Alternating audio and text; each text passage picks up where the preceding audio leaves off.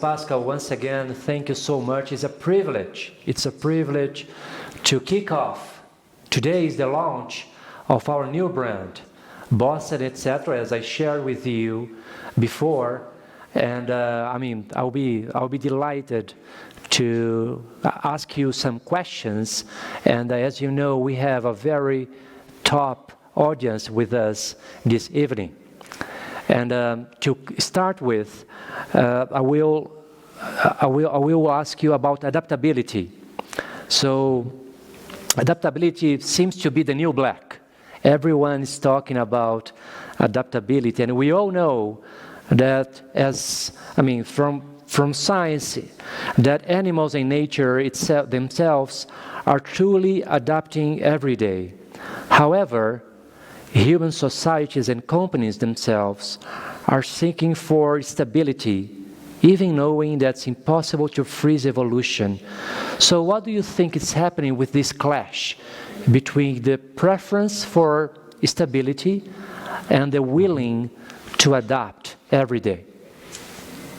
Yeah, you're right. Adaptability truly is the new black. I don't think you can read any magazine article these days where not someone talks about adaptability. And clearly it is a topic which is of the moment due to the COVID situation we're all going through, which has thrown basically everything we knew under the bus and has, as someone else told me, has accelerated the inevitable roadmap by at least 5 to 10 years. And so we're compressing the time horizons, and I keep talking about how in the old world we had 3 time horizons: the now, the next, and the beyond. Like, what do you do right now? What is out there 2 years from now? And what is the future, 5 to 10 years? And what has happened truly is that the now and the next have collapsed into a singular point in time right now. And the beyond is now really the question of what happens beyond COVID. So that being said, we're living in a world which is highly unstable and has a lot of ambiguity in it. Thus, it requires us to become more adaptable. And you're right. I think as humans, we have a desire, an inert desire to seek stability. And I think as a company, that's also not a bad thing, because if you think about a big, large corporation, what are they good at? They're good at efficiency, effectiveness, and scalability, right? Optimization. And that's what we want them to do. We want them to take a process, a service, a product, and churn out millions of those as cheaply and as efficient as possible. Now that clashes in a world where things are changing so fast. And I think this is an interesting balancing act, which I believe companies are starting to do now, where you have on one hand the core of the organization truly focused on efficiency and effectiveness and optimization. And you've got the edge of the organization being out there and being actually adaptable and being in the moment and dealing with the situation, which is being dealt to us at the moment. So that being said, it's not easy to do, but it's doable. And I want to just make one point. You're absolutely right. Nature is very adaptable as a system, but also nature doesn't adapt quite as fast as we know, right? I mean, a lot of the issues we're seeing today is largely due to humans creating too much change in too short a time, if you think about climate change, so that nature actually can't adapt. So there's also a component where I think that the compressed time horizons create a real issue for us as a society.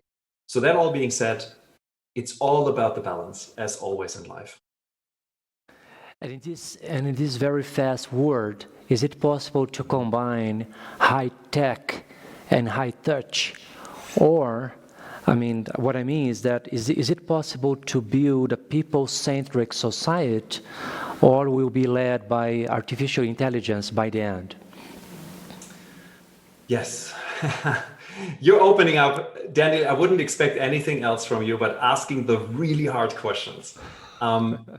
So for me, the answer is yes, because I think what we have done is that we have misunderstood or start to misunderstand technology as this be end of all, like this holistic thing which has its own life. And really technology, even AI, is only a tool.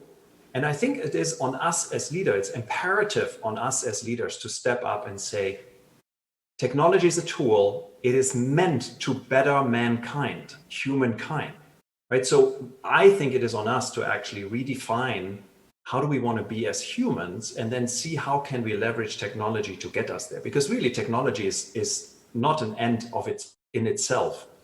And also, make no mistake, artificial intelligence is not, even the term is somewhat misleading. There is no intelligence in these things. They are just like algorithms. At the end of the day, they're just crunching data. And there's so much to the human nature, which, is way beyond crunching data. The human interaction, the human touch, the soul, if you want to say so, which I think we need to connect with. And I see leaders around the world starting to do this more so, I think. Probably also because, again, coming to your first question, we live in these crazy times. And Pascal, one of the topics that you are superb in approaching, either in your lectures and also in your articles, is the challenge or the slight difference between functional and dysfunctional side of technology, or utopic and dystopic perspective about technology evolution. So one of the questions that I have for you is that what's the boundary between ethical rules or moral issues and science evolution, thinking from a human perspective? Yes. I absolutely understand, Daniel. And I think you're bringing up, again, like asking the really hard questions which go to the center of it, as I would expect from you. So I think what happens on this side is that for too long, I believe that we as people, as society, as investors, have let technologists run too much of the agenda by themselves, led by an argument which is that we say technology is neither good nor bad. It's purely what humans are making out of this.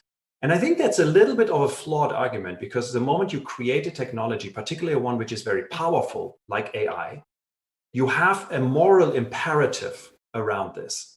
And the interesting thing for me is we have actually figured this out, because we have been doing science in, say, for example, the humanities, the medicine, the field of medicine, for example, for hundreds of years. And we have established rules and norms. You can't just go out there and create a new procedure and just operate on someone and see if the patient dies, right? You run this through a process, and there's an ethical board, and you have a very clear process. And I do think that we can learn a lot from what we have created as society in the sciences field, and apply this to the world of technology. And I also believe we have to, because if you look at clearly the influence of technology such as social networks, like the Facebooks, the Googles of this world, their overarching reach now and their influence, we see society cracking under that pressure. And I think we have to step up and do something.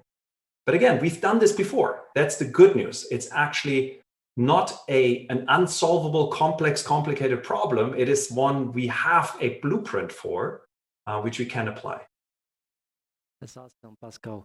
And now, as you know, we have people here from large companies in Brazil, either Brazilian companies and global companies as well, that do business in Brazil and also in Latin America in general. So I will ask you about corporate culture. We know from the books, and we know also from practice, then corporate culture used to be the social glue that keeps everything together: people, process, systems, etc. On the other hand, with that speed that we are living in the digital world, the volatility is getting higher and higher and higher, and then now we have a risk of fragmentation. Even with the pandemic, that risk, in my opinion, got higher, sort of saying.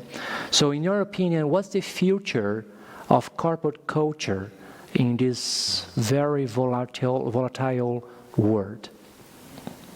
That's a beautiful question, Daniel. I think for me, culture has become even more important, because exactly what you just described, the speed has increased so much so that the decision making needs to be done so quickly, and we need to push the decision making out to the edges of our organization. So you can't run a centralized hierarchical organization anymore, because by the moment you're making a decision at the top and then it trickles down to the tentacles of this beast you've created, it just takes too long. So what you need to do is you need to create a culture where you have a very clear and broadly understood acceptance and understanding of the core values and the core principles of how you want to run the business. And then with that in place, you can then distribute the decision making out to the edges and let the people who are much closer to the front line, the people who are seeing the challenges and the problems, who are in the field, actually make sensible decisions, which then roll up into the organization. So we are talking a lot about this. There's a beautiful concept for everybody who wants to explore this further, called chaotic organizations. And chaotic organizations is this mixture between chaos and order. And it was developed by a gentleman called D. Hock, who originally founded Visa. And I believe that D was probably, 20, 30 years ahead of his time, even longer maybe, in terms of what he saw as what is the organizational structure of the future. And at the very center of that, I believe, is culture, and it's your values and your beliefs. Pascal, I mean, I'm very looking forward to have a live session that I mean, similar to this one that we are having, and not mention COVID anymore. But unfortunately, we are still living in this pandemic. So I want you to share your perspectives about learned lessons. I mean, you travel all over the world, not anymore. But anyway, you're sharing your knowledge and interacting with the global companies everywhere. So from your perspective, between this value destruction and a lot of new opportunities, what's the key lessons learned so far? Let me start off with, make no mistake, COVID is an incredible human tragedy. And I don't want to belittle this at all. It's also, of course, an economic tragedy on a global scale like nothing we've ever seen before. At the same time, the futurist part of me gets actually really excited about what COVID does, because it truly has accelerated many, many, many developments which would have taken 10, 20 years from now to really hold. And the interesting question for me becomes, in this COVID world, and we teach this leaders we work with these days, is how do you actually read what we call these weak signals? How do you read these changes which are in the air? Say, for example, remote work. Remote work has been with us for a long time, but we suddenly went to 100% remote work. Now, the interesting question is, when we get back to the office world, like when we get back into like the post-COVID world, clearly it will not be at 100% for remote work. But the big question is, what will be the residue of those changes? What will be the change which stays with us?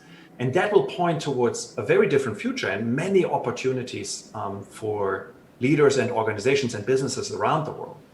So I think what's really important to me is to become very curious and to look at a lot of the changes we're seeing, particularly driven through COVID now, as a weak signal, and then asking the good questions of, okay, so will this stay with us or will it go away? If it stays, what is the level of like the staying power? And then importantly, what are the implications of the implications? What are the things which are at the outer edges of this, which come out of this? And I give you just a very simple example. If you think about food delivery, so grocery delivery, clearly this was with us before COVID. COVID hits. Now 80% of the American households have done at least once food delivery, which is incredible. So now the second question becomes, what's the staying power? What's the residue of this? And the staying power will be high. I guarantee you. It will not be 80%, but it will be much more than it was before. And here's an interesting question. When you look at the packaging of the goods you buy, like groceries, like say, for example, a milk bottle, that packaging is optimized for you to go into a store. And it says, touch me, grab me, pull me out of the store, right? That packaging is horrible to ship. talk to someone who's like, you has to like bring this to your house, right? They hate this. There's an interesting opportunity for someone to create a specific brand just for delivery, where the packaging is actually optimized for the delivery process. And again, this is just like one tiny example of these interesting implications at the outer edges, which are essentially becoming the implications of the implications. And that is where I get super curious. Wow. Wow, what an example. That's great. Pascal, we have a question from our audience here. Gustavo from Boticário. I mean, I'm sure you know the brand.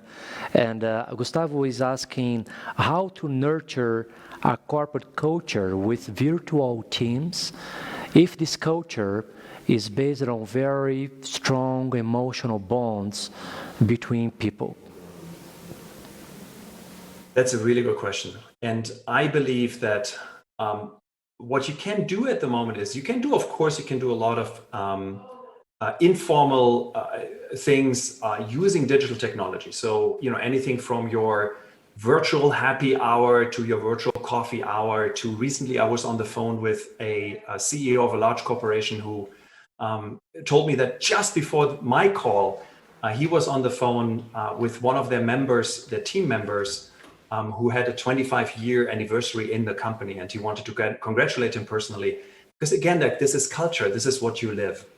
I also believe that once we get out of the worst part of COVID, once we can get people back into proximity, I believe that we will actually redefine the way we're creating events and the way we're creating meaningful interactions, and really focus.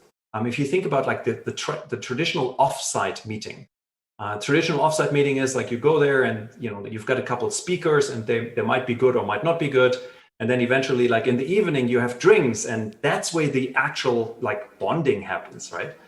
I do believe that we will get rid of the speakers, and the speakers you can have virtually. No, seriously, really think like, why don't you do those virtually? But then you have the drinks together, and you create the social interaction. And again, I think culture is a hard thing to do in a virtual environment. I believe what you can do at the moment is you can probably maintain it and do your very best at maintaining it. And then the moment we can get people back together, at least in some form, really, really intentionally build it by bringing people together in meaningful interaction. That's great. Pascal, can I ask you a very tricky question? I mean, of course. One of those that used to be not so convenient. But anyway, I will shoot this question to you, and I'm sure you can handle. So, I mean, as we have discussed it before, disruption used to be an outsider force. It used to be from someone small trying to battle against someone big, an incumbent company. But now, in our modern world, the majority of capital is controlled by mega investors, global mega investors, and global asset managers. So what's the role of disruption now? Is it a battle between West and East? Wow. So much to unpack here, Daniel. And of course, again, I wouldn't have expected any other question from you, my friend. So a couple things to keep in mind. Put aside the mega corporations we're currently having. So the Apples, the Googles, like the Chinese companies, and just look at like large corporations, probably more traditional industries. We have a model where we talk about disruption, and we define disruption. I believe in the world of disruption, there's a false narrative, and the false narrative is always the story of Kodak gets disrupted by Instagram. So Instagram becomes the enemy.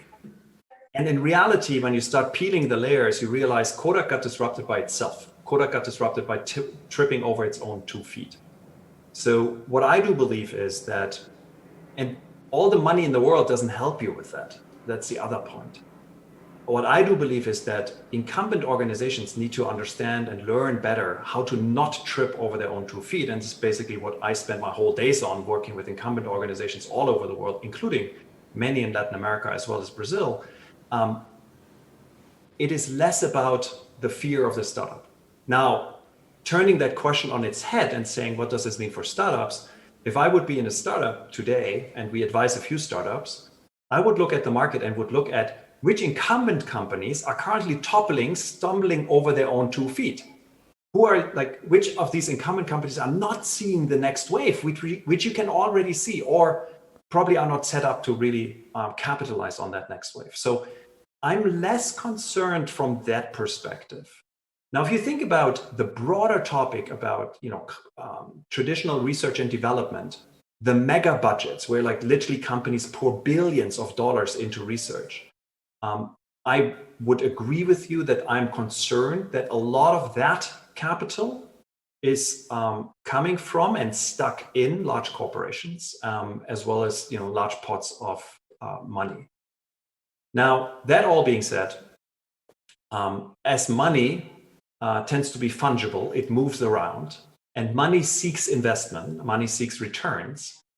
So we're seeing even money from large corporations flowing in many smaller organizations, which are disrupting, not necessarily the company where the money comes from, of course, but which are disrupting other companies, other markets, simply because it's a question of returns and money seeking returns. So long answer to the short version of the long answer is it's complicated.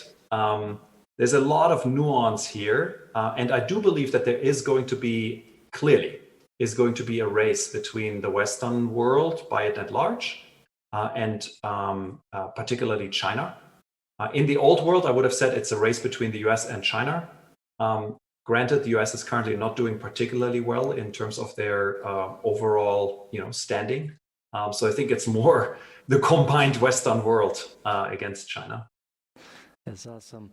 And Pascal, in this world that we don't see that kind of division between West and East, I think we are trying to solve a paradox with the pandemic. From one side, we are seeing a very high level of collaboration between companies, people in general, and also governments.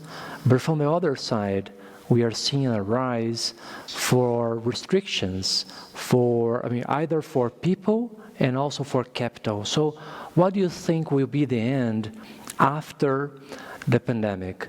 We will see a world with more collaboration or more restriction? So I think on the micro level, you see a lot of collaboration, exactly what you described. And we see it a lot in the COVID research at the moment, where COVID researchers all around the world come together, share very openly, not just their research, but even companies sharing their equipment, as in their research equipment, their DNA sequencing equipment, etc., to get a grip on this pandemic. On the meta level, big scale countries, you see the exact opposite, unfortunately. You see more restrictions, you see a stronger isolation, again, taking the United States as one example here. My hope is, and innovation theory makes this very clear, innovation theory and the practices and all the data we have shows that the more open your ecosystem, the more collaboration, the more ideas are flowing, the better you are off. And midterm to long term, maybe not short term, but midterm to long term, very clearly. So my hope is that we have hopefully a few government, large corporations, innovation ecosystems, which understand this and step into it and basically foster this environment. And again, Daniel, this goes back to us as leaders. I think that's also our role. I think this is where we have to step up as leaders and say, you know what, this thing is happening probably on the national level, but that's stupid. Let's do this other thing and let's collaborate and share. Because again, all the literature very clearly points towards the more open a system is, the better innovation you have, the more robust your system is, the more adaptable it is. That's awesome. Pascal, we are approaching the end of our conversation, and I'd like to offer you a few minutes to have your closing remarks, please. All I have to say for you is, I know it's incredibly tough times. We work with a lot of medium, large-scale businesses, very often family-owned businesses which have been around for a long time. These are crazy times, without a doubt. At the same time, I also think that these are really interesting times where we see, as I mentioned earlier, we see truly new opportunities emerge, new leverage points emerging, white spaces opening up. So my only point I have for you is, please go out there, like, see this as hard as it is, I know, but see it as an opportunity, because there's incredible opportunities which will present themselves. And there's an opportunity for us to really rethink many of the held beliefs we had. And quite frankly, even in my tiny company, we have thrown overboard a lot of our long-held beliefs on how we are doing, for example, executive education, and completely changed it. And again, we're tiny, we're like this mini company. I believe the opportunities in big corporations in many sectors are so vast, so huge. And quite frankly, also the problems, make no mistake, the problems we're facing are so big.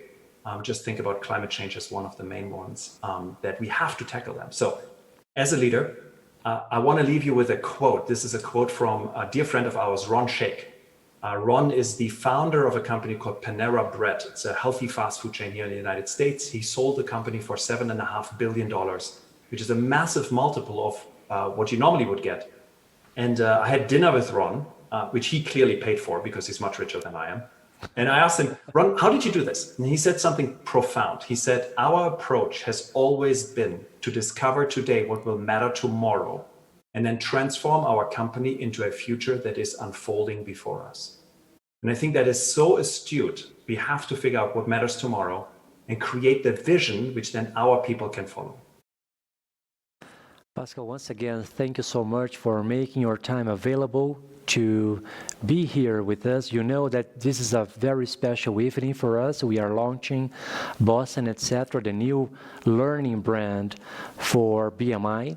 And I'm very happy not only to have you here with us this evening, but also to have you on board of this new project with me and my colleagues. Thanks so much. Have a great day. Thank you so much. And I can't wait for all the amazing things we are going to do together and you are going to do with Bossa.etc. Bye-bye, Pascal. See you.